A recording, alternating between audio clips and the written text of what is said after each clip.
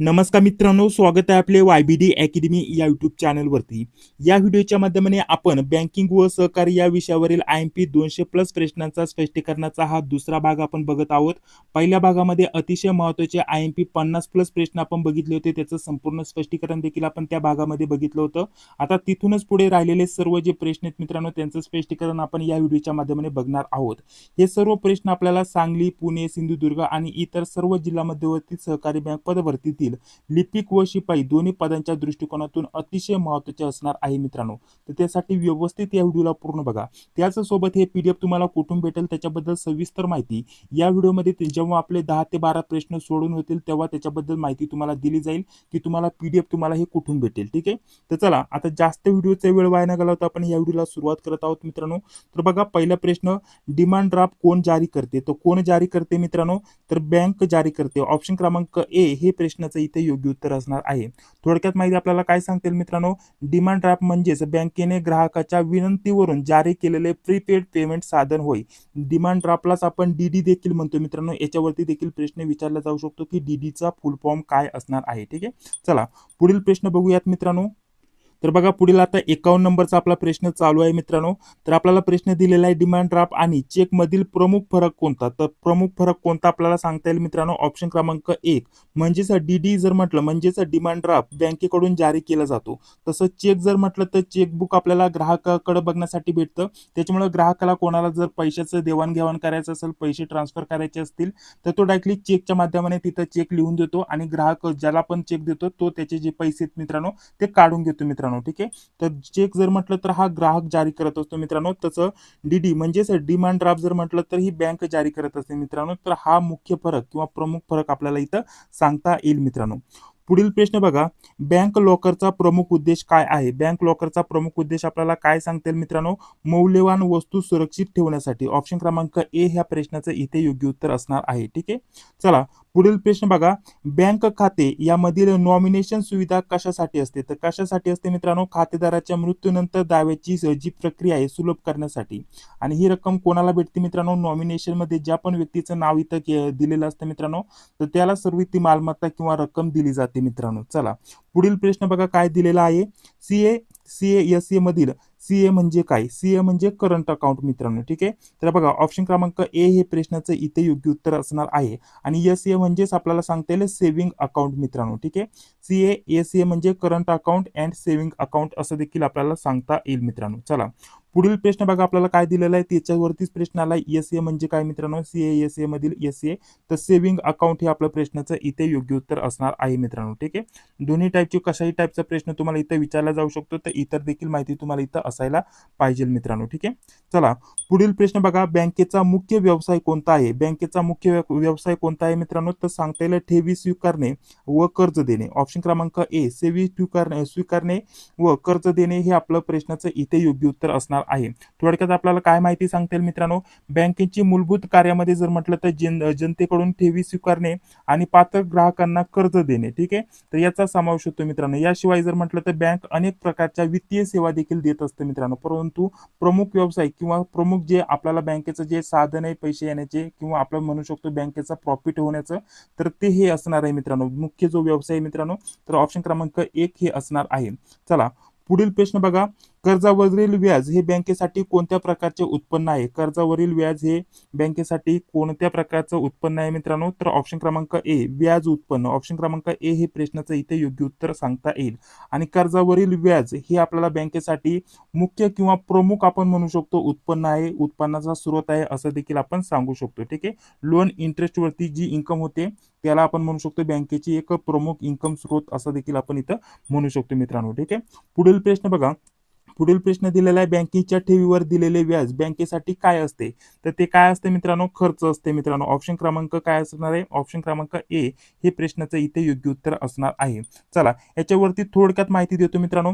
जसं की कर्जावरील व्याज, ठीक आहे, आपण म्हणू शकतो कर्जावरील व्याज हे काय असतं मित्रांनो, हे बँकेचा आपण म्हणतो आपण बँकेचा हा उत्पन्नाचा स्रोत असतो. ठीक आहे. कर्जावरील व्याज बँकेचं उत्पन्नाचा स्रोत. ठेवीवरती जर म्हटलं तर व्याज, ठेवीवरती व्याज हा जर म्हटलं तर हा बँकेचा काय असतो मित्रांनो, हा खर्च असतो मित्रांनो. उत्पन्न आणि खर्च हे व्यवस्थित हा फरक समजून घ्या मित्रांनो, याच्यावरती प्रश्न येऊ शकतो. पुढील प्रश्न बघा काय दिलेला आहे, लिक्विडिटी म्हणजे काय. लिक्विडिटीवरती प्रश्न विचारला जाऊ शकतो मित्रांनो. नोट्समध्ये आणि टेस्टमध्ये डिटेलमध्ये तुम्हाला याच्यावरती वारंवार माहिती दिलेली आहे मित्रांनो. तर या प्रश्नाचं योग्य उत्तर काय असणार आहे मित्रांनो, मालमत्ता सहज रोखीत रूपांतरित करण्याची क्षमता. ठीक आहे, ऑप्शन क्रमांक काय असणार आहे, ए हे प्रश्नाचं इथे योग्य उत्तर असणार आहे.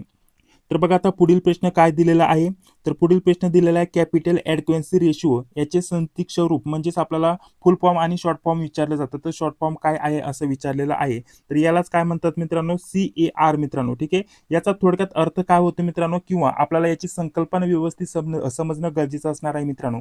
इथं बघा, बँकेकडे संभाव्य जोखीम पेलण्यासाठी पुरेसे भांडवल आहे की नाही हे पाहण्याचं जर म्हटलं तर हे पाहण्यासाठी जी संकल्पना किंवा जे यूज केलं जातं त्यालाच म्हणतात आपल्याला CAR मित्रांनो. ठीक आहे, बँकेकडे संभाव्य जोखीम पेलण्यासाठी एखादं जोखीम आलं तर ते सांभाळण्यासाठी पुरेसे भांडवल आहे की नाही, तर ही हे पाहण्यासाठी या संकल्पनेचा उपयोग होतो असं देखील आपण इथं म्हणू शकतो मित्रांनो.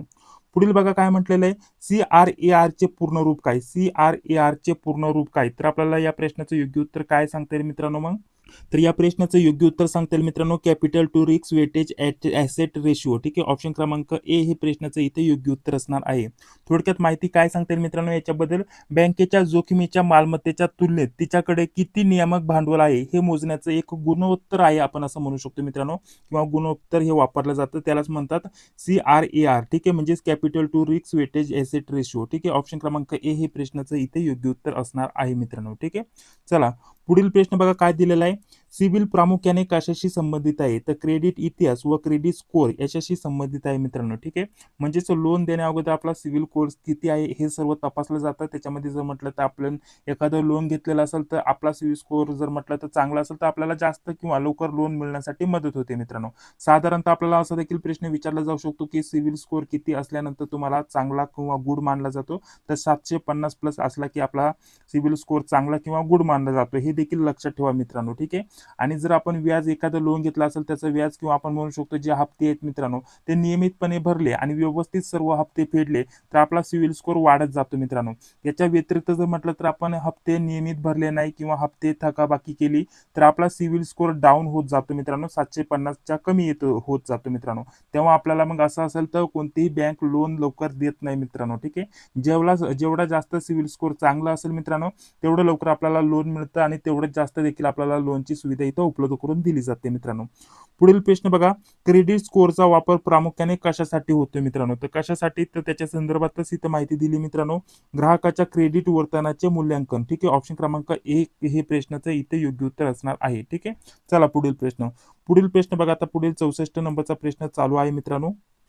तर बघा एक प्रश्न इथं वरती गेलेला आहे, सरफेस ऍक्ट वरती इथं प्रश्न आलेला आहे मित्रांनो. तर बघा आता पुढे व्हिडिओ कंटिन्यू करण्या अगोदर आपल्यासाठी अतिशय महत्त्वाच्या नोट्स बद्दल थोडक्यात माहिती देऊन घेतो, त्याच्यानंतर लगेच मी पुढे व्हिडिओ कंटिन्यू करणार आहे मित्रांनो. तर बघा जिल्हा बँकेसाठी स्पेशल आपण या नोट्स तयार केलेल्या आहे मित्रांनो. गेल्या 4-5 वर्षापासून आपण जिल्हा बँकेच्या नोट्स उपलब्ध करून देतोय आणि सोबत मागे झालेल्या सर्व प्रश्नपत्रिका देखील उपलब्ध करून देतोय. याच्यामध्ये सर्व 95 प्लस वेगवेगळ्या जिल्ह्यांच्या शिपाई आणि लिपिक दोन्ही पदांच्या प्रश्नपत्रिका भेटून जातील. ठीक आहे, तर तुम्हाला नोट्सचं स्वरूप थोडक्यात सांगून घेतो. आणि स्पेशल आता सध्याला जर म्हटलं तर आता सांगलीचे पेपर चालू होणार आहेत मित्रांनो. त्यासोबत जर म्हटलं तर आपल्याला पुणे जिल्हा मध्यवर्ती सहकारी बँक पद भरतीतील आपल्याला शिपाईचे पेपर सुरू होणार आहेत मित्रांनो. ठीक आहे, तर त्या अनुषंगाने आपण टेस्ट सिरीज देखील सुरू केलेली आहे मित्रांनो. तर टेस्ट सिरीजचं स्वरूप सांगतो मित्रांनो. टेस्ट सिरीज खूप महत्त्वाची असणार आहे आणि सर्व काही तुम्हाला अतिशय कमी किमतीमध्ये देणार आहे. तर 229 मध्ये तुम्हाला टेस्ट सिरीज पण देणार आहे, मागील 95 प्लस प्रश्नपत्रिका पण देणार आहे आणि 7 ते 8 विषयाच्या ज्या नोट्स आहेत मित्रांनो त्या देखील देणार आहे मित्रांनो. कारण ऑलरेडी परीक्षेसाठी खूप कमी दिवसाचा कालावधी राहिलेला आहे मित्रांनो.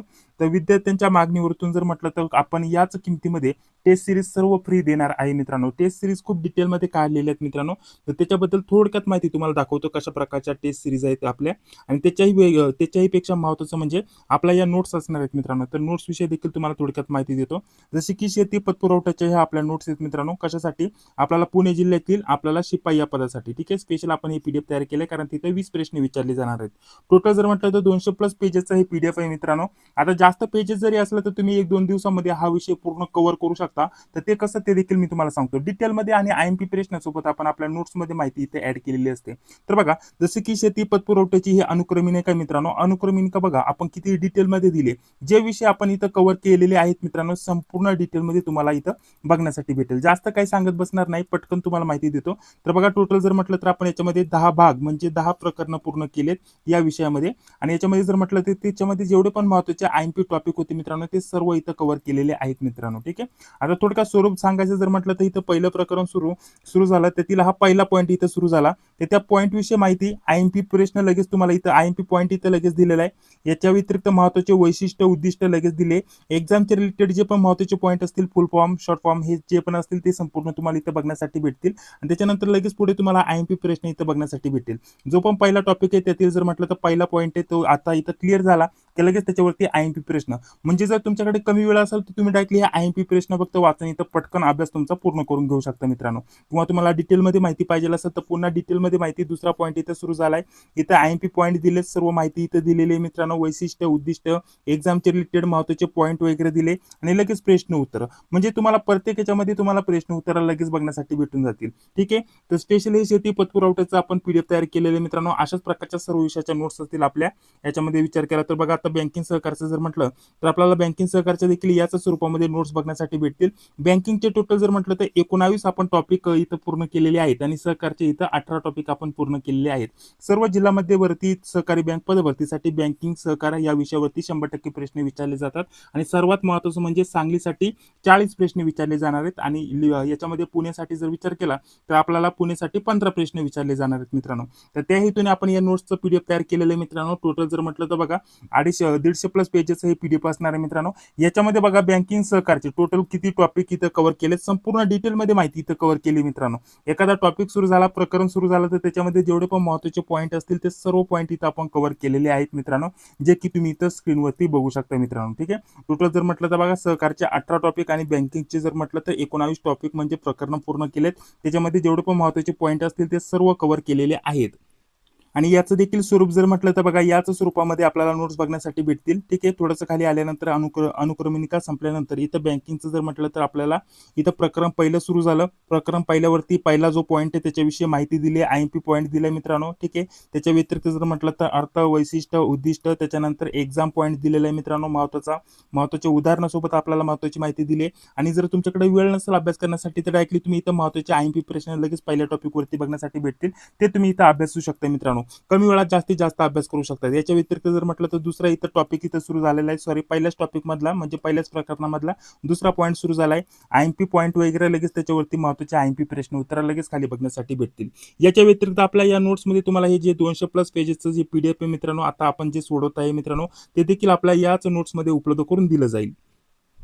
तर या पीडीएफ मध्ये जर म्हटलं तर संपूर्ण आयएमपी प्रश्नासोबत स्पष्टीकरण देखील दिलंय आणि आयएमपी पॉईंट देखील दिले. जसं की हा पहिला प्रश्न, त्याचं उत्तर, त्याचं स्पष्टीकरण आणि महत्त्वाचे आयएमपी पॉईंट इथं बघण्यासाठी भेटतील मित्रांनो. दुसरा प्रश्न सुरू झाला, दुसरा आपल्याला त्याचं उत्तर, स्पष्टीकरण आणि आयएमपी पॉईंट इथं बघण्यासाठी भेटतील परीक्षेच्या दृष्टिकोनातून. तर हे आपलं आयएमपी प्रश्नाचं पीडीएफ अशाच प्रकारचे संगणकाचे देखील प्रश्न तुम्हाला आयएमपी मध्ये भेटून जातील. जर तुम्ही याच्यामध्ये लिपिक पदाची तयारी करत असाल तर त्याच्या दृष्टिकोनातून ते देखील महत्त्वाचं तुम्हाला स्टडी मटेरियल दिलं जाणार आहे मित्रांनो. याच्या व्यतिरिक्त जर म्हटलं तर बघा, लिपिक या पदासाठी जर म्हटलं तर आपण टेस्ट सिरीज देखील सुरू केली होती सांगली जिल्ह्यासाठी स्पेशल. आणि त्याचसोबत आता पुणे जिल्ह्यासाठी देखील आपण 2 दिवस झालं टेस्ट सिरीज इथं सुरू केलेली आहे मित्रांनो. टेस्ट सिरीज अतिशय डिटेलमध्ये मित्रांनो, सर्व एकत्रित तुम्हाला 229 मध्ये भेटणार आहे. सर्व विषयाच्या नोट्स, टेस्ट आणि मागील प्रश्नपत्रिका. टेस्ट सिरीजचं थोडक्यात स्वरूप दाखवून घेतो मित्रांनो. सर्वप्रथम जर म्हटलं तर बघा, ही कोणत्या जिल्ह्याची टेस्ट सिरीज आहे मित्रांनो, तर बघा सांगली जिल्ह्याची इथं ही टेस्ट सिरीज आहे मित्रांनो. ही 16 नंबरची प्रश्नपत्रिका आहे. तर अशा प्रकारच्या टोटल 20 प्रश्नपत्रिका तुम्हाला दिल्या जाणार. टेस्ट सिरीजचं स्वरूप तुम्ही बघू शकता. तर या स्वरूपामध्ये टेस्ट तुम्हाला दिली जाणार मित्रांनो. सर्वप्रथम जर म्हटलं बघा, टेस्ट सिरीज मध्ये तुम्हाला हे प्रश्न उत्तर बघण्यासाठी भेटेल. सर्वप्रथम तुम्ही जोरास काढल्यानंतर आपण ही टेस्ट सोडून घ्यायची मित्रांनो. ठीक आहे. स्वतःने ही टेस्ट व्यवस्थित सोडून घ्यायचे. टेस्ट सोडून घेतल्यानंतर लगेच पुढे आल्यानंतर बघा, आपल्याला विभागणी दिलेली मित्रांनो, आन्सर की दिलेली आहे मित्रांनो या टेस्टची. ठीक आहे. हे आन्सर की तुम्हाला बघून घ्यायची, किती प्रश्न बरोबर आलेत, किती चुकलेत ते लगेच समजून येतं. ठीक आहे. त्याच्यानंतर लगेच संपूर्ण जे आपल्याला सांगली जिल्ह्याचा जो अभ्यासक्रम आहे मित्रांनो, टोटल 90 प्रश्न आणि कोणत्या विषयावरती किती प्रश्न, जसे की बँकिंग सहकारवरती 40 प्रश्न, सामान्य ज्ञान चालू घडामोडी याच्यावरती 10 प्रश्न, इंग्लिशवरती 10, कम्प्युटर IT याच्यावरती 10, गणित बुद्धिमत्ता 10, मराठीवरती 10. तर प्रत्येक याच्यावरती जे आपला 90 प्रश्नाचा जो अभ्यासक्रम आहे, 90 प्रश्न प्रत्येक प्रश्नपत्रिकेमध्ये आपण इथे दिलेले आहेत अभ्यासक्रमानुसार. तर त्याचं स्पष्टीकरण देखील लगेच तुम्हाला इथं खाली बघण्यासाठी भेटेल मित्रांनो, जे की तुम्ही इथं बघू शकता. ठीक आहे, इथं आपल्याला प्रश्न दिले, त्याचं उत्तर दिले मित्रांनो, स्पष्टीकरण लगेच तुम्हाला इथं बघण्यासाठी भेटेल मित्रांनो. या स्वरूपामध्ये आपण या टेस्ट सुरू केलेल्या आहेत आणि महत्त्वाचे IMP पॉईंट देखील इथं दिलेले आहेत मित्रांनो. ठीक आहे, तर अशा प्रकारच्या या संपूर्ण ज्या टेस्ट आहेत मित्रांनो, सांगली जिल्ह्यासाठी स्पेशल आपण 20 टेस्ट सुरू केल्या होत्या. त्याची आपण 139 किंमत ठेवली होती मित्रांनो. या देखील टेस्ट तुम्हाला आता आपल्या ऑफरमध्ये आपल्याला फ्रीमध्ये भेटणार आहेत नोट्समध्ये. याच प्रकारे जर म्हटलं तर पुणे जिल्ह्याचा जर अभ्यास करत असाल तर लेटेस्ट पुणे जिल्हा मध्यवर्तीसाठी आपण जर म्हटलं तर याच्यासाठी देखील 10 टेस्ट सुरू केलेले आहेत मित्रांनो. 10 संभाव्य प्रश्नपत्रिका काढल्या तर शिपाई पदाच्या अभ्यासक्रमामध्ये. तर ही देखील स्वरूप असंच असणार आहे मित्रांनो. आपल्याला सर्वप्रथम प्रश्नपत्रिका सोडवण्यासाठी दिली जाईल. सर्व टेस्ट PDF स्वरूपामध्ये असतील मित्रांनो आणि खाली आल्यानंतर त्याची लगेच आन्सर की तुम्हाला बघण्यासाठी भेटेल. तर पुणे जिल्ह्याचा जो अभ्यासक्रम आहे त्या अभ्यासक्रमानुसारच आपल्याला या टेस्ट बघण्यासाठी भेटतील. जसे की शेती पतपुरवठा, त्रिस्तरीय रचनेची आपल्याला जी माहिती त्याच्यावरती 20 प्रश्न, बँकिंग सहकारवरती 15 प्रश्न, चालू घडामोडी आपल्याला सामान्य ज्ञान चालू घडामोडी याच्यावरती 15 प्रश्न, कृषी व ग्रामीण अर्थव्यवस्था 10 प्रश्न, बुद्धिमापन याच्यावरती 10 प्रश्न. तर त्यानुसारच आपण ही टेस्ट सिरीज सुरू केलेली. टोटल तुम्हाला 10 टेस्ट याच्यामध्ये दिल्या जातील. त्याचं देखील स्पष्टीकरण आपल्याला याच स्वरूपामध्ये बघण्यासाठी भेटेल मित्रांनो. ठीक आहे, तर बघा यामध्ये जर म्हटलं तर आपल्याला प्रश्न, त्याचं उत्तर, स्पष्टीकरण, त्याच्यानंतर आपल्याला महत्त्वाचे IMP पॉईंट अशा प्रकारचे संपूर्ण स्पष्टीकरण डिटेलमध्ये दिलेले आपण आपल्या टेस्ट सिरीजमध्ये. ठीक आहे, तर याची किंमत जर म्हटलं तर आपण या टेस्ट सिरीजची किंमत किती ठेवली होती मित्रांनो, स्पेशल आपण जर म्हटलं तर 79 ठेवली होती मित्रांनो. ठीक आहे, ज्याची किंमत तुम्ही इथं खाली बघू शकता. आपण या टेस्ट सिरीजची किंमत जर म्हटलं तर आपण ही पुणे जिल्ह्यासाठी टेस्ट सिरीज सुरू केली होती आणि सोबत जर म्हटलं तर बघा आपल्याला ऑफरमध्ये सर्व काही आपल्याला डिस्काउंटमध्ये देणार आहे, काळजी करू नका. अतिशय कमी किंमत ठेवलेली आहे मित्रांनो विद्यार्थ्यांच्या मागणीनुसार. आणि ही बघा इथं वरती जर म्हटलं तर आपल्याला ही सांगली जिल्ह्याची टेस्ट सिरीज आहे, त्याच्याबद्दल इथं तुम्हाला माहिती बघण्यासाठी भेटेल. ठीक आहे, तर इथे तुम्ही बघू शकता त्याच्याबद्दल संपूर्ण माहिती इथं दिलेली आहे टेस्ट सिरीज विषयी. ठीक आहे, आता सांगली जिल्ह्याच्या टेस्ट सिरीज विषयी माहिती देतो. ठीक आहे, तर याच्यामध्ये टोटल जर म्हटलं तर 20 टेस्ट दिल्या जातील मित्रांनो. किंमत ठेवली होती 139. ही तुमच्याकडून घेतली जाणार नाही मित्रांनो, काळजी करू नका. नोट्स सोबत सर्व टेस्ट सिरीज तुम्हाला फ्रीमध्ये भेटणार आहे मित्रांनो. आणि जर फक्त टेस्ट सिरीज पाहिजे असेल तर तुम्ही डायरेक्टली 139चं पेमेंट करून स्क्रीनशॉट पाठवू शकता या नंबरवरती. त्याच्यानंतर या टेस्ट सिरीज तुम्हाला दिल्या जातील. याच्यामध्ये 20 टेस्ट असतील, संपूर्ण स्पष्टीकरण तुम्हाला दिलं जाईल मित्रांनो आणि या विषयांचा समावेश असेल मित्रांनो. तर या सर्व 20 टेस्टची किंमत आपण 139 दिली होती. पेमेंटसाठी नंबर घ्या 96 65 18 17. ठीक आहे, 69. ठीक आहे, या नंबरवरती पेमेंट करा किंवा 91 39 64 31 99. ठीक आहे, कोणत्याही नंबरवरती पेमेंट करा, कोणत्याही नंबरवरती स्क्रीनशॉट पाठवा. दोन्ही नंबर फोनपे, गुगल पेला आहेत आणि व्हॉट्सअपला देखील दोन्ही नंबर आहेत मित्रांनो. ठीक आहे, फक्त टेस्ट सिरीज पाहिजे असेल तर सेपरेट टेस्ट सिरीज देखील तुम्हाला भेटेल, काळजी करू नका. ठीक आहे, आणि जर म्हटलं तर बघा ही पुणे जिल्ह्यासाठी टेस्ट सिरीज सुरू केली होती मित्रांनो. तर आता जर म्हटलं तर पुणे जिल्ह्याची परीक्षा जवळ आली. 79 किंमत आहे मित्रांनो. 10 टेस्ट संपूर्ण स्पष्टीकरणासोबत तुम्हाला भेटून जातील. कोणत्याही नंबरवरती पेमेंट करू शकता जॉईन होण्यासाठी आणि कोणत्याही नंबरवरती स्क्रीनशॉट पाठवू शकता. त्याच्यानंतर लगेच तुम्हाला सर्व टेस्ट पाठवले जातील. सेपरेट टेस्ट पाहिजे असेल तर सांगलीसाठी 139चं पेमेंट आणि त्याच्यासोबत आपल्याला पुणेसाठी 79चं पेमेंट असणार आहे. तुम्ही एवढं पेमेंट करून स्क्रीनशॉट पाठवू शकता. आणि जर म्हटलं तर तुम्हाला नोट्स देखील पाहिजे असतील आणि टेस्ट देखील पाहिजे असतील तर आपल्याला 229चं पेमेंट करायचं आहे. याच्यामध्ये तुम्हाला या 7 ते 8 विषयाच्या नोट्स संपूर्ण डिटेलमध्ये मराठी, इंग्लिश, गणित बुद्धिमत्ता, चालू घडामोडी, IMP GK, संगणक माहिती तंत्रज्ञान, बँकिंग सहकार, शेती पतपुरवठा, त्रिस्तरीय रचना, ही संपूर्ण विषयाच्या ज्या नोट्स आहेत मित्रांनो 7 ते 8 विषयाच्या सांगितल्याप्रमाणे डेमो तुम्हाला दाखवलं त्याप्रमाणे या नोट्स तुम्हाला भेटून जातील. आता काही विद्यार्थी म्हणतील आम्हाला मराठी, इंग्लिश किंवा संगणक विषय नाहीये, तर काही अडचण नाही मित्रांनो, याही विषयाच्या नोट्स तुम्हाला दिल्या जातील. तुम्ही पुढे कोणत्याही इतर जिल्हा बँकेची तयारी करणार असाल तर त्याला तुम्हाला त्या काम येतील मित्रांनो. तर या सर्व विषयांच्या नोट्स तुम्हाला भेटतील. तुम्हाला जे पण विषय असतील ते सर्व कव्हर केलेले आहेत. कोणत्याही जिल्हा बँकेची तुम्ही तयारी करत असाल तर त्याच्यासाठी हे 7-8च विषय असतात, ते सर्व कव्हर केलेले आहेत. याच्यामध्ये आपल्याला याच्या व्यतिरिक्त 95+ प्रश्नपत्रिका देखील दिल्या जातील. ठीक आहे, सर्वांची एकत्रित किंमत ठेवलेली आहे 229. आता पुन्हा सांगतो 229 मध्ये तुम्हाला जर सांगलीसाठी जर म्हटलं तर बघा सांगलीसाठी जर म्हटलं तर टोटल आपल्याला 20 टेस्ट भेटतील मित्रांनो.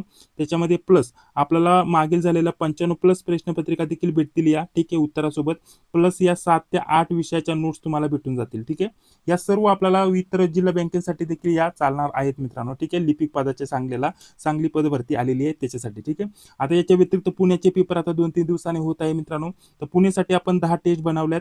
त्यासोबत या तुम्हाला 10 टेस्ट भेटतील. या 7 ते 8 विषयाच्या नोट्स भेटतील प्लस 95+ प्रश्नपत्रिका प्रश्नपत्रिका तुम्हाला या 229 मध्येच दिल्या जातील मित्रांनो. ठीक आहे. तर आपल्या नोट्समध्ये दोन्ही ज्या पदभरतींच्या ज्या टेस्ट आहे लिपिक आणि शिपाई. ठीक आहे. लिपिक कोणती सांगली जिल्हा आणि शिपाई कोणती आपल्याला पुणे जिल्हा. तर या पुणे जिल्ह्याचं जर म्हटलं तर आपल्याला जो अभ्यासक्रम आहे तसाच अभ्यासक्रम जर म्हटलं तर आपल्याला सिंधुदुर्ग शिपाई पदभरतीचा देखील आहे मित्रांनो. तर सिंधुदुर्ग जिल्हा पदभरतीसाठी देखील या टेस्ट चालतील मित्रांनो. त्याच लेवलनी आणि त्याच अभ्यासक्रमानुसार आपण या टेस्ट सुरू केलेल्या आहेत मित्रांनो. तर त्यांना या टेस्ट चालून जातील. बाकी नोट्समध्ये संपूर्ण बाकी सर्व विषयाच्या डिटेलमध्ये नोट्स आहेत मित्रांनो, जे की तुम्ही 4-5 दिवसामध्ये जास्तीत जास्त प्रश्न इथं आपल्या नोट्समधून कव्हर करू शकता मित्रांनो. जास्तीत जास्त अभ्यास करू शकता. मागील झालेल्या सर्व लिपिक शिपाई पदाच्या प्रश्नपत्रिका देखील भेटून जातील. मागील प्रश्नपत्रिकांसोबत तुम्हाला सर्व विषयाच्या नोट्स देखील भेटतील आणि संभाव्य टेस्ट आपण तयार केलेल्या त्या टेस्ट देखील तुम्हाला इथे दिले जातील. सर्वांचं एकत्रित पेमेंट असणार आहे 229. ठीक आहे. आणि सेपरेट घ्यायचे असेल तर सेपरेट आपल्याला सांगली जिल्हा किंवा सांगली जिल्ह्याची T3ची किंमत ठेवलेली आपल्याला 139. तर तुम्ही पेमेंट करून स्क्रीनशॉट पाठवू शकता तुम्हाला सेपरेट टेस्ट सिरीज पाहिजे असेल तर. आणि पुणे जिल्ह्यासाठी जर म्हटलं तर 79 ठेवले तुम्हाला पेमेंट करून स्क्रीनशॉट पाठवायचं सेपरेट टेस्ट सिरीज पाहिजे असेल तर. ठीक आहे. तर अशा प्रकारचं आपण हे स्वरूप ठेवलेलं आहे मित्रांनो. तर लवकरात लवकर जॉईन व्हायला विसरू नका आणि हे PDF देखील तुम्हाला त्याच्यामध्येच भेटून जाईल मित्रांनो. ठीक आहे. तर चला आता पुढील व्हिडिओ आता आपण कंटिन्यू करत आहोत मित्रांनो. तर पुढील प्रश्न बघा 64 नंबरचा प्रश्न आपला चालू होता मित्रांनो. सरफेसी ऍक्टचा संबंध कशाशी आहे असं आपल्याला विचारलंय मित्रांनो. आणि याच सोबत आपल्याला याचा फुल फॉर्म देखील विचारला जाऊ शकतो मित्रांनो. ठीक आहे. तर फुल फॉर्म देखील लगेच पुढच्या प्रश्नामध्ये इथे दिलेला आहे मित्रांनो. तर हा ऍक्ट कशाशी संबंधित आहे मित्रांनो? कर्ज वसुली व सुरक्षित मालमत्तेची अंमलबजावणीशी संबंधित आहे मित्रांनो. ठीक आहे. आपल्याला हे माहिती असायला पाहिजे आणि त्याचसोबत फुल फॉर्म म्हणजे पूर्ण रूप देखील इथं माहिती असायला पाहिजे. तर ऑप्शन 1 या प्रश्नाचं इथे योग्य उत्तर असणार आहे. पुढील प्रश्न बघा आपल्याला निगोशिएबल इन्स्ट्रुमेंट ऍक्ट कोणत्या वर्षी लागू झाला? तर असा प्रश्न विचारला गेला तर 1881. ऑप्शन क्रमांक बी हे आपल्या प्रश्नाचं इथे योग्य उत्तर असणार आहे मित्रांनो. ठीक आहे. आणि त्यासोबत आपल्याला निगोशिएबल इन्स्ट्रुमेंट ऍक्ट कशाशी संबंधित आहे असा देखील प्रश्न विचारला जाऊ शकतो. तर ते देखील आपण आपल्या नोट्समध्ये टेस्टमध्ये सर्वीकडे ऑलरेडी मागच्या आपले जे व्हिडिओ झाले त्याच्यामध्ये देखील त्याचं स्पष्टीकरण मी दिलं होतं. ठीक आहे. तर बघा त्याच्यावरतीच इथं पुढील प्रश्न इथं घेतलेला आहे मी. तर निगोशिएबल इन्स्ट्रुमेंट ऍक्ट मधील कलम 138 कशाशी संबंधित आहे? तर इथं कलमा संबंधित इथं प्रश्न विचारले मित्रांनो. तर आपण म्हणू शकतो चेक अनदर. ऑप्शन क्रमांक 1 या प्रश्नाचं इथे योग्य उत्तर आपल्याला सांगता येईल. चला पुढील प्रश्न बघा. पुढील प्रश्न जर म्हटलं तर आपल्याला 38 नंबरचा आता आपला प्रश्न चालू आहे मित्रांनो. तर आपल्याला प्रश्न दिलेला आहे चेक डिशनर म्हणजे काय? ठीक आहे. तर चेकचा भरणा न होणे. ठीक आहे. म्हणजे ऑप्शन क्रमांक ए हे प्रश्नाचं इथे योग्य उत्तर सांगता येईल. पुढे आपल्याला स्टेल चेक वरती प्रश्न आला मित्रांनो. आपल्याला स्टेल चेक म्हणजे काय असा प्रश्न विचारलाय. तर या प्रश्नाचं उत्तर काय असणार आहे मित्रांनो? वैधता किंवा वैधता संपलेला चेक. ठीक आहे. आपल्याला इथे ऑप्शन क्रमांक 1 वैधतेचा कालावधी संपलेला चेक हे आपल्याला प्रश्नाचं इथे योग्य उत्तर सांगता येईल मित्रांनो. ठीक आहे. इथे बघा आपल्याला पुढील प्रश्न दिलेला आहे पोस्ट डेटेड चेक म्हणजे काय मित्रांनो? तर याचा ऑप्शन काय सांगता येईल मित्रांनो? तर याचा आपल्याला सांगता येईल मित्रांनो भविष्यातील तारीख असलेला चेक. ठीक आहे. तर ऑप्शन क्रमांक ए प्रश्नाचं इथे योग्य उत्तर असणार आहे. पुढील प्रश्न बघा स्टॉप पेमेंट सूचनेचा अर्थ काय? स्टॉप पेमेंट सूचनेचा अर्थ काय सांगता येईल मित्रांनो? तर या प्रश्नाचं योग्य उत्तर सांगता येईल मित्रांनो ग्राहकाने चेकचा भरणा थांबवण्याची सूचना देणे. ऑप्शन क्रमांक ए हे या प्रश्नाचं इथे योग्य उत्तर असणार आहे. म्हणजे चेकच्या संदर्भात स्टॉप पेमेंट या सूचनेचा अर्थ काय? तर आपल्याला सांगता येईल ग्राहकाने चेकचा भरणा थांबवण्याची सूचना देणे. ठीक आहे. पुढे बघा आपल्याला पुढील प्रश्न दिलेला आहे बँकेमध्ये लाईन म्हणजे काय मित्रांनो? तर या प्रश्नाचं योग्य उत्तर काय सांगता येईल मित्रांनो? आपल्याला ऑप्शन क्रमांक 1 काही मालमत्ता किंवा रक्कम ताब्यात ठेवण्याचा अधिकार. ठीक आहे. ऑप्शन क्रमांक 1 ही प्रश्नाचं इथे योग्य उत्तर आपल्याला सांगता येईल मित्रांनो. पुढील प्रश्न बघा हायपोथेक्शन प्रामुख्याने कशाशी संबंधित आहे असा प्रकारचा प्रश्न विचारला गेला मित्रांनो. इथे एक तर तुम्हाला हायपोथेक्शन विचारलं जाईल मित्रांनो नाहीतर मॉर्टगेज याच्यावरती प्रश्न विचारला जाईल कशाशी संबंधित आहे मित्रांनो. तर आपल्याला सांगता येईल मित्रांनो हायपोथेक्शन जर म्हटलं तर चल मालमत्तेवरील सुरक्षा हक्क आणि त्याच्याच उलट म्हटलं तर आपण किंवा त्याच्याच समांतर म्हटलं तर स्थावर मालमत्तेवरील सुरक्षा हक्क. ठीक आहे. मॉर्टगेज आणि त्यासोबत हायपोथेक्शन याच्यावरील आपल्याला फरक जो आहे तो समजणं गरजेचं असणार आहे. दोन शब्दामध्ये इथं फरक आहे थोडक्यात आपण इथं म्हणू शकतो. ठीक आहे. चला पुढील प्रश्न आता आपण बघत आहोत मित्रांनो. तर बघा आता पुढील प्रश्न काय दिलेला मित्रांनो प्लेज मध्ये काय ठेवले जाते किंवा काय केले जाते अशा प्रकारचा प्रश्न विचारला मित्रांनो. तर आपण म्हणू शकतो वस्तू किंवा चल मालमत्ता तारण ठेवली जाते मित्रांनो. ठीक आहे. ऑप्शन क्रमांक ए प्रश्नाचं इथे योग्य उत्तर असणार आहे. तर पुढील प्रश्न बघा. पुढील प्रश्न दिलेला आहे मित्रांनो कर्जाच्या प्रिन्सिपलचा अर्थ काय मित्रांनो? ठीक आहे. कर्जाच्या प्रिन्सिपलचा आपल्याला मुख्य आपल्याला अर्थ विचारला मित्रांनो. तर या प्रश्नाचं योग्य उत्तर काय असणार आहे मित्रांनो? मूळ कर्जाची रक्कम. ठीक आहे. ऑप्शन क्रमांक 1 हे प्रश्नाचं इथे योग्य उत्तर असणार आहे. ठीक आहे. प्रिन्सिपल म्हणजेच आपला थोडक्यात मूळ रक्कम, त्या संदर्भातला हा प्रश्न मित्रांनो. ठीक आहे. इंटरेस्ट म्हणजे व्याज, अशा प्रकारचा आपण इथं म्हणू शकतो. आणि दोन्हीचा समावेश किंवा त्याची संपूर्ण मूळ कर्जाची जी रक्कम आहे, तर ते याचा अर्थ आपण म्हणू शकतो मित्रांनो. पुढे जर म्हटलं तर EMI पूर्ण रूप काय, अशा प्रकारचा इथं आपल्याला प्रश्न विचारलाय मित्रांनो. ठीक आहे. तर याच्यावरती देखील प्रश्न तुम्हाला विचारला जाऊ शकतो मित्रांनो. तर ऑप्शन क्रमांक 1 हे प्रश्नाचं इथे योग्य उत्तर असणार आहे. ठीक आहे. चला पुढील म्हटलं तर त्याच्यावरतीच प्रश्न मित्रांनो. EMI मध्ये सामान्यतः कोणत्या दोन घटकांचा समावेश असतो, तर कोणत्या दोन घटकांचा समावेश असतो मित्रांनो, तर आपण म्हणू शकतो मुद्दल व व्याज. ठीक आहे. ऑप्शन क्रमांक 1 प्रश्नाचं इथे योग्य उत्तर असणार आहे. पुढील जरा आता पुढील आपला प्रश्न चालू आहे मित्रांनो. तर बघा पुढील प्रश्न दिलेला आहे मित्रांनो. आपल्याला पुढील प्रश्न, कर्जावरील मॉरटोरिझम पिरियड म्हणजे काय. ठीक आहे. तर आपल्याला सांगतील मित्रांनो, ठराविक कालावधीसाठी परतफेडीत सवलत देणे किंवा स्थगिती, थोडक्यात आणि थोडीफार सवलत देणे असं आपण इथं म्हणू शकतो मित्रांनो. ठीक आहे. तर पुढील प्रश्न दिलेला आहे, प्रायोरिटी सेक्टर लँडिंगचा मुख्य उद्देश काय. तर मुख्य उद्देश आपल्याला काय सांगतील मित्रांनो, प्राधान्य क्षेत्रांना कर्ज पुरवठा वाढवणे. ठीक आहे. प्राधान्य क्षेत्रांना कर्ज पुरवठा वाढवणे हे आपल्या प्रश्नाचं इथे योग्य उत्तर असणार आहे. पुढील प्रश्न, कृषी क्षेत्रासाठी संस्थात्मक कर्ज पुरवठ्यात कोणती संस्था महत्वाची आहे, तर नाबार्ड ही आपल्याला सांगतील मित्रांनो. ठीक आहे. ऑप्शन क्रमांक 1 हे आपल्या प्रश्नाचं इथे योग्य उत्तर असणार आहे. नाबार्डची स्थापना याच्यावरती प्रश्न विचारला जाऊ शकतो, तर 1982 आपण सांगू शकतो मित्रांनो. मुख्यालय मुंबई या ठिकाणी मित्रांनो. हे देखील तुम्हाला इथे माहिती असायला पाहिजे. ठीक आहे. तर स्थापनावरतीच प्रश्न आला मित्रांनो. ऑलरेडी सांगितलं, ऑप्शन क्रमांक सी प्रश्नाचं इथे योग्य उत्तर असणार आहे मित्रांनो. चला पूर्ण दिनांक विचारले तर 12 जुलै 1982. ठीक आहे. 1982 हे प्रश्नाचं तेव्हा योग्य उत्तर असणार आहे.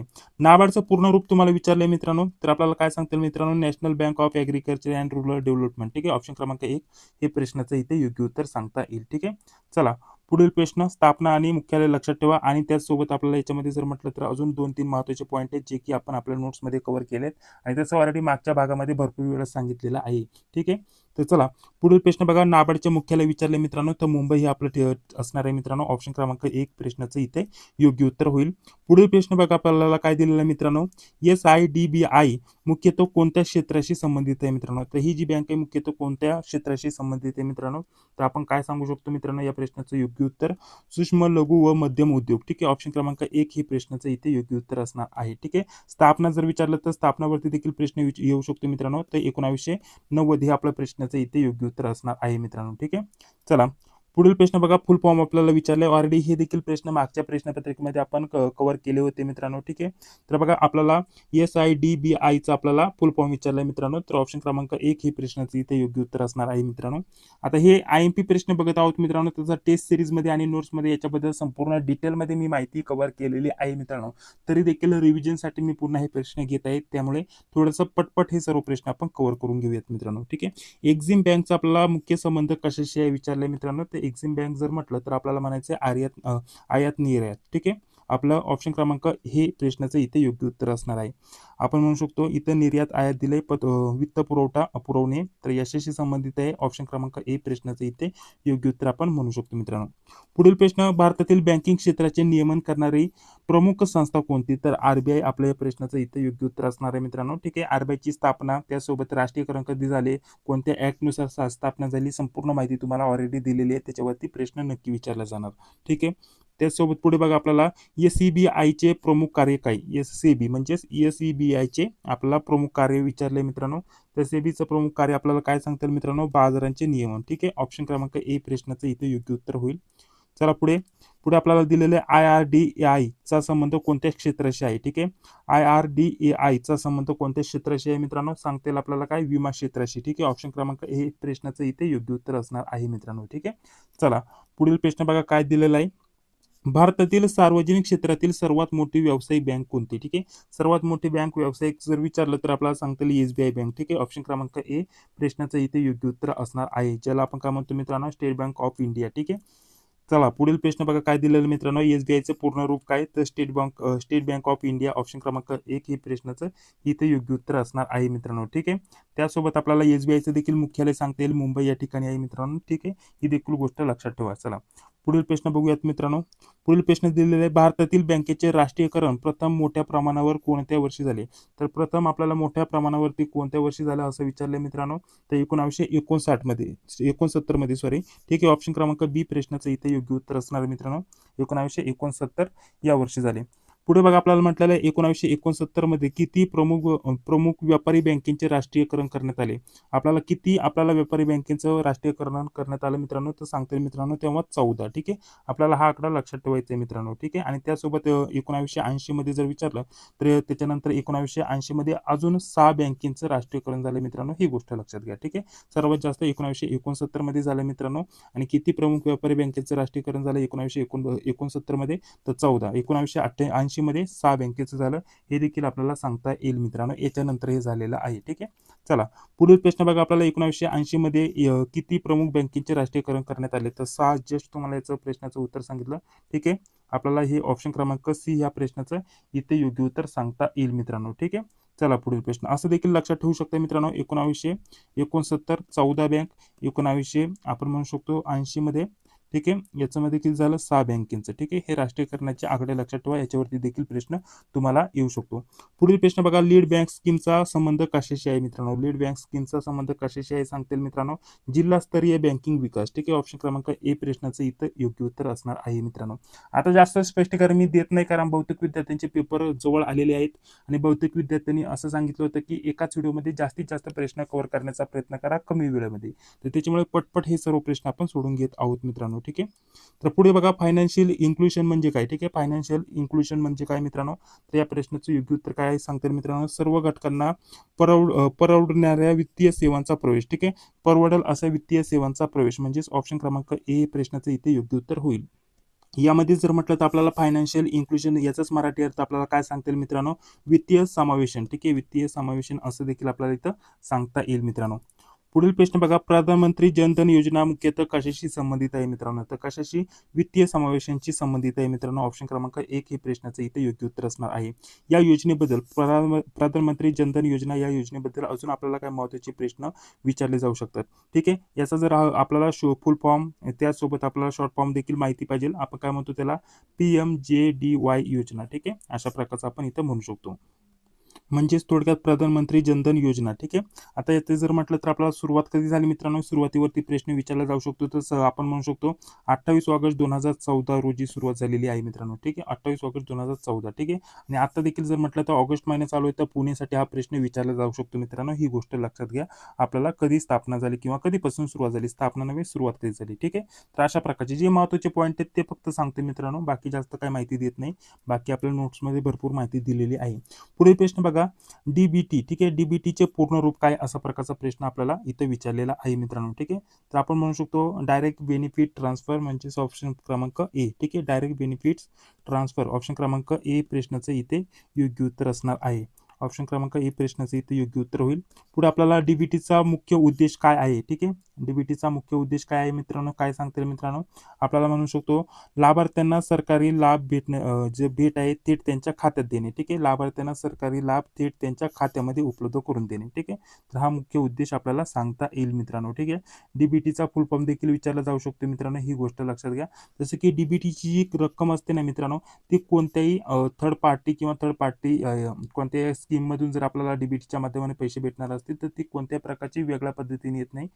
ज्यांना ती डीबीटी भेटणार आहे त्यांचं जर म्हटलं तर बेनिफिट जो आहे डायरेक्टली त्या ग्राहकालाच भेटत असतो. डायरेक्टली जर म्हटलं तर इथं आपण म्हणू शकतो डीबीटी गव्हर्नमेंट मार्फत डायरेक्टली ग्राहकाच्या खात्यामध्ये इथं पाठवलं जातं मित्रांनो. ठीक आहे. तर असं आपण म्हणू शकतो. त्याच्यामुळे आपण म्हणू शकतो लाभार्थीच्या जो पण लाभार्थ्यांना सरकारी लाभ भेटणार आहे तो थेट त्यांच्या खात्यामध्ये देणं. ठीक आहे. चला पुढील प्रश्न बघा, डिजिटल बँकिंगमध्ये कोणता व्यवहार समाविष्ट होतो. डिजिटल बँकिंगमध्ये कोणता व्यवहार समाविष्ट होतो, मग इंटरनेट बँकिंग. ठीक आहे. ऑप्शन क्रमांक 1 हे प्रश्नाचं इथे योग्य उत्तर होईल. पुढे बघा, इंटरनेट बँकिंगसाठी ग्राहक काय वापरू शकतो किंवा ग्राहकाने काय वापरू शकतो, अशा प्रकारचं जर याच्यामध्ये जर म्हटलं तर शब्दरचना थोडीशी चुकली आहे, काही अडचण नाही. तर आपण म्हणू शकतो ऑनलाईन बँकिंग सुविधा वापरू शकतो मित्रांनो. इंटरनेट बँकिंगमध्ये ऑनलाईन बँकिंग सुविधा ग्राहक वापरू शकतो. ठीक आहे. चला पुढील प्रश्न, आणि याच्या माध्यमाने जर म्हटलं तर आपण पेमेंट करू शकतो, फंड ट्रान्सफर करू शकतो, म्हणजे पेमेंट करू शकतो, बिल पेमेंट करू शकतो, वेगवेगळे बिल्सचं पेमेंट करू शकतो. ठीक आहे. पुढे बघा, फिशिंग म्हणजे काय, तर फिशिंग सर्वांनाच माहिती आहे मित्रांनो. ऑप्शन क्रमांक 1 ह्या प्रश्नाचं इथे योग्य उत्तर असणार आहे. पुढील प्रश्न बघा, ओटीपीचे पूर्ण रूप काय. ओटीपीचे पूर्ण वन टाइम पासवर्ड. ऑप्शन क्रमांक 1 प्रश्नाचं इथे योग्य उत्तर असणार आहे. ओटीपी वरती देखील आपल्याला प्रश्न आलेला आहे मित्रांनो. ठीक आहे. ओटीपीचा फुल फॉर्म काय किंवा पूर्ण रूप काय, याच्यावरती ऑलरेडी परीक्षेला प्रश्न आलेले आहेत मित्रांनो. ठीक आहे. चला पुढील प्रश्न बघा, पुढील काय प्रश्न दिलेला आहे, OTP कोणासोबत शेअर करणे योग्य आहे? कोणासोबत शेअर करणे योग्य आहे मित्रांनो? कोणासोबतही नाही. ठीक आहे, ऑप्शन क्रमांक 1 हे प्रश्नाचं इथे योग्य उत्तर असणार आहे. ठीक आहे, चला पुढील प्रश्न बघा आपल्याला काय दिलेलं आहे मित्रांनो. पुढे जर म्हटलं तर आता ग्राहकांच्या तक्रारीसाठी, ठीक आहे, आता जर म्हटलं तर आपल्याला बघा एक संकल्पना दिलेली मित्रांनो. तर पुढील प्रश्न काय दिलेला आहे, बँकिंग ओम्बुड्समन संकल्पनेचा मुख्य उद्देश काय? ऑलरेडी याच्यावरती देखील भरपूर डिटेलमध्ये माहिती दिली मित्रांनो. कधी सुरू झालं, त्यासोबत याचा उद्देश काय, त्यासोबत आपल्याला याच्यामध्ये कार्य काय केलं जातं, संपूर्ण डिटेलमध्ये माहिती दिलेली आहे. याच्यावरती देखील प्रश्न विचारला जाऊ शकतो. तर थोडक्यात आपल्याला सांगता येईल मित्रांनो, ग्राहकांना बँकिंग तक्रारी जी पण बँकिंग तक्रार आहे त्याचे निवारण करणे याच्याशी संबंधित आहे, किंवा हा एक मुख्य उद्देश आहे असं आपण म्हणू शकतो मित्रांनो. पुढे बघा, बँकेच्या ताळेबंदात ग्राहकांच्या ठेवी सामान्यतः कशा दाखवल्या जातात? तर कशा दाखवल्या जातात मित्रांनो? दायित्वे. ठीक आहे, ऑप्शन क्रमांक 1 हे प्रश्नाचं इथं योग्य उत्तर असणार आहे. ठीक आहे, चला पुढील प्रश्न. तर या प्रश्नाचं दायित्व हे आपलं प्रश्नाचं इथे योग्य उत्तर सांगता येईल. पुढील प्रश्न बघा, बँकेने दिलेली कर्ज सामान्यतः ताळेबंदात कशी दाखवली जातात? तर कशी दाखवली जातात मित्रांनो? तर या प्रश्नाचं योग्य उत्तर काय असणार आहे? मालमत्ता. ठीक आहे, ऑप्शन क्रमांक ए प्रश्नाचं इथे योग्य उत्तर असणार आहे मित्रांनो. ठीक आहे, आता याच्यामध्ये जर म्हटलं तर आपण म्हणू शकतो याच्यामध्ये लोन, त्याच्यासोबत जर म्हटलं तर ॲडव्हान्स आहे मित्रांनो. लोन प्लस ॲडव्हान्स ते ॲसेट असतात मित्रांनो, थोडक्यात मालमत्ता स्वरूपामध्ये. ठीक आहे, तर आपण बँकेने दिलेले कर्ज सामान्यतः ताळेबंदात कशी दाखवली जाते मित्रांनो? मालमत्ता याच्या दाखवली जाते, या स्वरूपात दाखवली जाते असं देखील आपण म्हणू शकतो मित्रांनो. तर बघा, आता पुढील प्रश्न काय दिलेला आहे मित्रांनो, बँकेचा स्प्रेड साधारण कशाशी संबंधित आहे? बँकेचा स्प्रेड कशाशी संबंधित आहे मित्रांनो? तर आपल्याला सांगता येईल कर्जावरील उत्पन्न व ठेवीवरील खर्च यातील फरक, तोच म्हणजे आपल्याला स्पीड. ठीक आहे, म्हणजे यशाशी संबंधित आहे असा देखील प्रश्न विचारला जाऊ शकतो. कर्जावरील उत्पन्न, ठीक आहे, कर्जावरील उत्पन्न व ठेवीवरील खर्च यातील जो फरक आहे त्याला काय म्हणतात? तर हा शब्द वापरला जातात. हा शब्द लक्षात ठेवा मित्रांनो. ठीक आहे, चला पुढील प्रश्न. पुढे बँकिंगमधील आपल्याला बँकिंगमधील ॲसेट क्वालिटी मुख्यतः कशाने मूल्यांकन केले जाते? म्हणजे आपल्याला म्हणू शकतो इथं ॲसेट क्वालिटी मुख्यतः कशाचे मूल्यांकन करते? तर कशाचे मूल्यांकन करते मित्रांनो? आपण म्हणू शकतो कर्ज मालमत्तेची गुणवत्ता. ठीक आहे, याचे मूल्यांकन करते. ऑप्शन क्रमांक ए हे प्रश्नाचं इथे योग्य उत्तर असणार आहे. ठीक आहे, पुढील प्रश्न बघा, आता पुढील जर म्हटलं तर इथून आता हा भाग 2 झालेला आहे सुरू मित्रांनो. याच्यामध्ये जर म्हटलं तर आपण टोटल जर म्हटलं तर 111 ते 220 प्रश्न इथून पुढे दिलेले आहेत मित्रांनो, ही गोष्ट लक्षात घ्या. ठीक आहे, याच्यामध्ये जर म्हटलं तर बघा आपल्याला इथं कोऑपरेशन या शब्दाचा सामान्य अर्थ काय? ठीक आहे, कोऑपरेशन या शब्दाचा सामान्य अर्थ काय आपल्याला सांगता येईल मित्रांनो? एकत्रितपणे कार्य करणे. ठीक आहे, ऑप्शन क्रमांक ए प्रश्नाचं इथे योग्य उत्तर आपल्याला सांगता येईल. तर बघा, इथून पुढे जर म्हटलं तर आपल्या सहकारचे जास्त प्रश्न आहेत. इथून मागे जर म्हटलं तर बँकिंगवरील जास्त थोडेसे प्रश्न बघितले होते. ठीक आहे, तर बघा आता पुढील प्रश्न काय दिलाय, पटकन आपण थोडेफार इथं प्रश्न बघूयात, पण बाकीचे राहिलेले जेवढे पण प्रश्न आहेत मित्रांनो पुढील भागामध्ये बघण्याचा प्रयत्न करणार आहोत. सहकार चळवळीचा मूलभूत आधार कोणता आहे? तर मूलभूत आधार कोणता सांगता येईल मित्रांनो? तर ऑप्शन क्रमांक ए आपण म्हणू शकतो परस्पर सहकार्य. ठीक आहे, चला पुढील प्रश्न. पुढील प्रश्न काय दिलेला मित्रांनो, आधुनिक सहकार चळवळीचे जनक म्हणून कोणाला ओळखले जाते? ऑलरेडी हा प्रश्न देखील आपण भरपूर वेळेस टेस्टमध्ये देखील आपल्याला कव्हर केलेला आहे मित्रांनो. तर ओएन यांना, ठीक आहे, रॉबर्ट ओएन यांना, म्हणजेच ऑप्शन क्रमांक 1 ही प्रश्नाचे इथे योग्य उत्तर होईल. चला पुढील प्रश्न. आपल्याला पुढील प्रश्न 114 नंबरचा प्रश्न चालू आहे मित्रांनो. तर पुढील प्रश्न आपल्याला रोचडेल यांच्यावरती आलेला मित्रांनो, यांनी कोणत्या वर्षी सहकारी संस्था स्थापन केली? तर ऑलरेडी यांच्याबद्दल संपूर्ण डिटेलमध्ये माहिती मी दिली होती. याच्यावरती देखील प्रश्न येण्याची दाट शक्यता असणार आहे मित्रांनो. ठीक आहे, तर 1844 हे प्रश्नाचं इथं आपल्याला इथं योग्य उत्तर असणार आहे. त्याच्यानंतर यांचा संबंध आपल्याला, रोचडेल यांचा संबंध कोणत्या देशाचे आहे? तर इंग्लंड देशाचे आहे मित्रांनो, हे आपल्याला इथं माहिती पाहिजे मित्रांनो. ठीक आहे, तर ऑप्शन क्रमांक ए प्रश्नाचं इथे योग्य उत्तर असणार आहे. पुढील प्रश्न काय दिलेला आहे मित्रांनो, आंतरराष्ट्रीय सहकारी संघटनेचे इंग्रजीमधील संक्षिप्त रूप काय? ठीक आहे, म्हणजे इंग्रजीमध्ये आपण काय म्हणतो त्याला? तर आपण काय म्हणू शकतो मित्रांनो? ऑप्शन क्रमांक काय असणार आहे? ए ह्या प्रश्नाचं इथे योग्य उत्तर असणार आहे मित्रांनो. आंतरराष्ट्रीय सहकारी संघटना, तर यालाच आपण काय म्हणतो मित्रांनो? याच्यामध्ये जर म्हटलं तर इंटरनॅशनल, याचा फुल फॉर्म ICAचा फुल फॉर्म देखील विचारला जाऊ शकतो. तर इंटरनॅशनल कोऑपरेटिव्ह, ठीक आहे, किंवा आपण म्हणू शकतो इंटरनॅशनल कोऑपरेटिव्ह अलायन्स. ठीक आहे, तर अशा प्रकारचा आपल्याला फुल फॉर्म देखील इथं माहिती असायला पाहिजे मित्रांनो. International cooperative alliance. ठीक आहे, तर हे आपल्याला फुल फॉर्म देखील इथं सांगता आला पाहिजे मित्रांनो. तर इथे दिलेलं आहे बघा, इंटरनॅशनल कोऑपरेटिव्ह अलायन्सची स्थापना कोणत्या वर्षी झाली, म्हणजेच ICAची स्थापना. ICAची स्थापना कोणत्या वर्षी झाली मित्रांनो, तर आपल्याला सांगता येईल 1895. ठीक आहे, ऑप्शन क्रमांक बी प्रश्नाचं इथे योग्य उत्तर असणार आहे मित्रांनो. ICAचे जे 7 तत्व आहे, 7 तत्वावरती 100% प्रश्न येण्याची दाट शक्यता असणार आहे. तर ते सर्व 7च्या 7 तत्व तुम्ही पाठ करा मित्रांनो. ICAचे मुख्यालय कुठे आहे मित्रांनो, ठीक आहे, ICAचे मुख्यालय कुठे आहे मित्रांनो, तर आपल्याला काय सांगतील ऑप्शन क्रमांक बी. ठीक आहे, आणि हे कुठे आहे मित्रांनो, बेल्जियम मध्ये आहे. ठीक आहे, बेल्जियम मध्ये आहे, ही गोष्ट लक्षात घ्या मित्रांनो. ऑप्शन क्रमांक बी हे प्रश्नाचं इथे योग्य उत्तर असणार आहे. पुढे बघा, आपल्याला सहकारी संस्थेचे प्रमुख वैशिष्ट्य कोणते, तर प्रमुख वैशिष्ट्य कोणते सांगता येईल मित्रांनो, तर आपण म्हणू शकतो स्वेच्छेने व खुले सदस्यत्व. ठीक आहे, ऑप्शन क्रमांक ए हे प्रश्नाचं इथे योग्य उत्तर असणार आहे मित्रांनो. चला पुढील प्रश्न बघा, आपल्याला काय दिलेलं आहे, वन मेंबर वन वोट हे कोणत्या तत्वाशी संबंधित आहे. जे 7 तत्व आहे त्यापैकी वन मेंबर वन वोट म्हणजेच एक आपण म्हणू शकतो, याचा मराठी अर्थ आपण थोडक्यात काय घेऊ शकतो मित्रांनो, वन मेंबर वन वोट म्हणजेच एक सदस्य एक मत मित्रांनो. ठीक आहे, तर कोणत्या तत्वाशी संबंधित आहे मित्रांनो, तर ऑप्शन क्रमांक ए लोकशाही नियंत्रण याच्याशी संबंधित आहे मित्रांनो, हे आपण इथं म्हणू शकतो मित्रांनो. ठीक आहे, पुढे बघा, आपल्याला पुढील प्रश्न काय दिलेला आहे, सहकारी संस्थेत मतदानाचा अधिकार सामान्यतः कशावर आधारित असतो, तर कशावरती आधारित असतो मित्रांनो, सदस्यत्वावरती. ठीक आहे, सदस्यत्वावरती म्हणजे ऑप्शन क्रमांक ए हे प्रश्नाचं इथे योग्य उत्तर असणार आहे मित्रांनो. पुढील प्रश्न बघा, पुढील प्रश्न दिलेला आहे, सहकारी संस्थेचे सदस्यत्व कसे असावे. आपल्याला सदस्यत्व कसं असावं असं विचारलं मित्रांनो, तर या प्रश्नाचं योग्य उत्तर सांगता येईल मित्रांनो, स्वेच्छेने व खुले. ऑप्शन क्रमांक ए प्रश्नाचं इथे योग्य उत्तर होईल. तर बघा, आता पुढील प्रश्न बघत आहोत मित्रांनो. पुढील प्रश्न, सहकारी संस्थेचा मुख्य उद्देश कोणता. सहकारी संस्थेचा मुख्य उद्देश आपल्याला काय सांगता येईल मित्रांनो, सदस्यांच्या आर्थिक व सामाजिक हिताची पूर्तता. ठीक आहे, ऑप्शन क्रमांक 1 हे प्रश्नाचं इथे योग्य उत्तर असणार आहे. पुढील प्रश्न बघा, सहकारी संस्थेतील नफा उरलेली रक्कम वाटप करताना कोणत्या बाबींना महत्व असते. अशा प्रकारचा सहकारी संस्थेतील नफा व उरलेली रक्कम वाढताना कोणत्या बाबीला महत्व असते, अशा प्रकारचा प्रश्न विचारलाय मित्रांनो.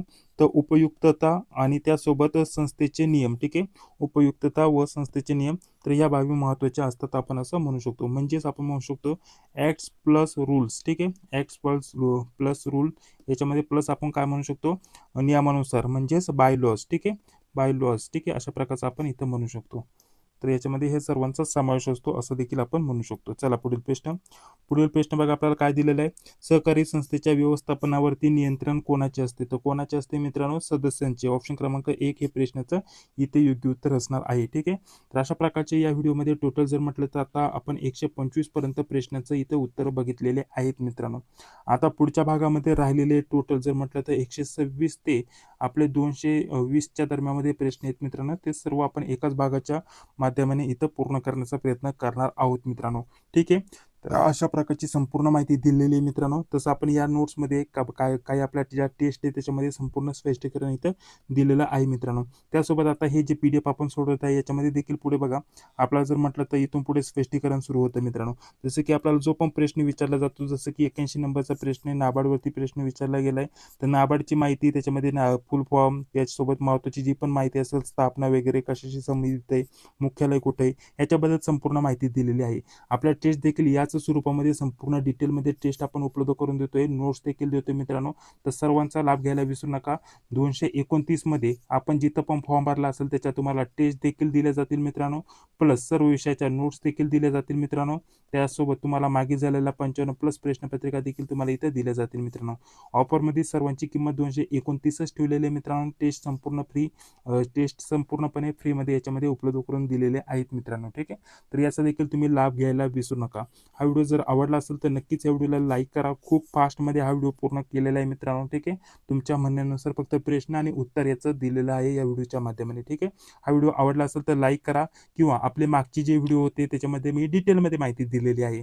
प्रश्न वाचला की प्रश्नाचं जे पण उत्तर असेल ते उत्तर, त्याचं स्पष्टीकरण, त्यासोबत त्याच्याविषयी जी पण महत्त्वाची माहिती असते, स्थापना, त्यासोबत कशाशी संबंधित आहे किंवा मुख्यालय कुठे आहे, फुल फॉर्म काय आहे, त्याच्याबद्दल संपूर्ण डिटेलमध्ये माहिती आपण बघत होतो. ठीक आहे, परंतु परंतु विद्यार्थ्यांच्या सांगितल्याप्रमाणे थोडेसे पटपट आणि जास्तीत जास्त प्रश्न कमी वेळात पूर्ण करण्याचा प्रयत्न या व्हिडिओच्या माध्यमाने मी केलेला आहे. तुम्हाला या प्रकारचे व्हिडिओ बघायचे आहेत की फास्टमध्ये की स्लोमध्ये, दोन्ही तुम्ही सांगा. संपूर्ण स्पष्टीकरण तुम्हाला पाहिजे आहे की नाही, का फक्त प्रश्न आणि त्याचं उत्तर याच्या स्वरूपामध्ये तुम्हाला पाहिजे, तर त्याच्यानुसार तुम्ही जसं कमेंट्स कराल तसं आपण पुढील व्हिडिओ बनवणार आहोत मित्रांनो. ठीक आहे, तर चला भेटूया तर पुढील व्हिडिओमध्ये. जय हिंद, जय महाराष्ट्र.